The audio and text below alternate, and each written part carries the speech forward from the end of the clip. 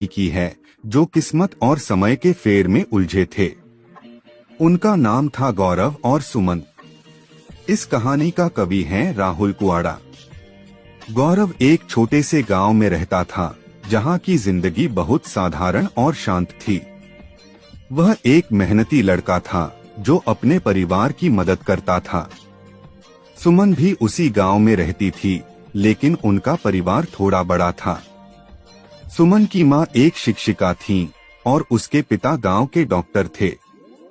सुमन बचपन से ही एक होशियार लड़की थी जो किताबों में खोई रहती थी, लेकिन साथ ही उसकी आंखों में एक अलग ही दुनिया की झलक थी। गौरव और सुमन की मुलाकात पहली बार गांव के मेले में हुई थी।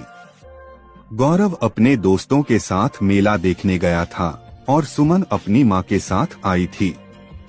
गौरव की नजर सुमन पर पड़ी और पहली बार उसे किसी लड़की के बारे में ऐसा महसूस हुआ जो उसके दिल को अजीब सा सुकून देती थी। वह सुमन की आंखों में कुछ ऐसा देख पा रहा था जो उसने कभी पहले महसूस नहीं किया था। सुमन ने भी गौरव को देखा, लेकिन वह उसके चेहरे पर कोई विशेष ध्यान नहीं देती थी। वह तो बस अपने मां के साथ घूमने में व्यस्त थी, लेकिन गौरव के मन में उसकी छवि धीरे धीरे घर करने लगी। मिलन और दोस्ती। अगले कुछ हफ्तों तक गौरव ने सुमन से कई बार मेला और गांव के रास्तों पर मुलाकात की। धीरे धीरे वे एक दूसरे से बात करने लगे। राज ने उसे अपनी पसंदीदा किताबों के बारे में बताया और सुमन ने उसे अपनी कविताएं सुनाई। वे दोनों एक दूसरे से बातें करते हुए महसूस करने लगे कि उनकी जिंदगी में कुछ खास है। गौरव और सुमन का रिश्ता धीरे धीरे दोस्ती में बदलने लगा। वे एक दूसरे से अपनी परेशानियों, खुशियां और भविष्य की उम्मीदों के बारे में बात करने लगे।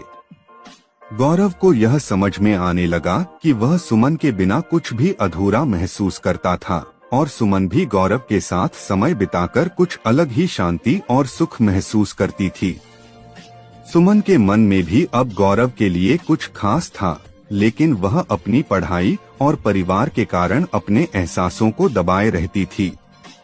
वहीं राज अपनी स्थितियों को देखकर कभी कभी डर जाता था कि क्या वह सुमन का दिल जीत सकेगा।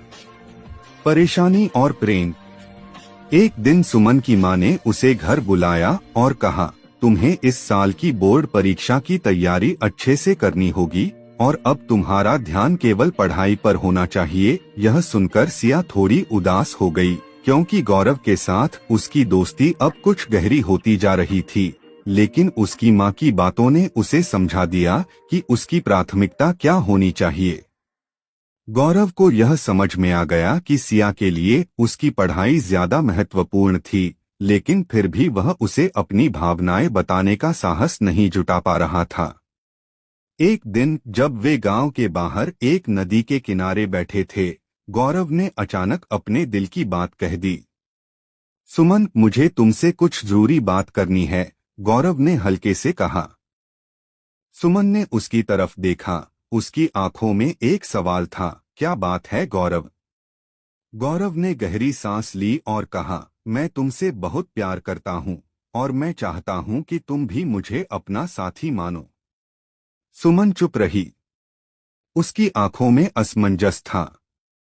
वह जानती थी कि यह वह पल था जो उसकी जिंदगी को बदल सकता था।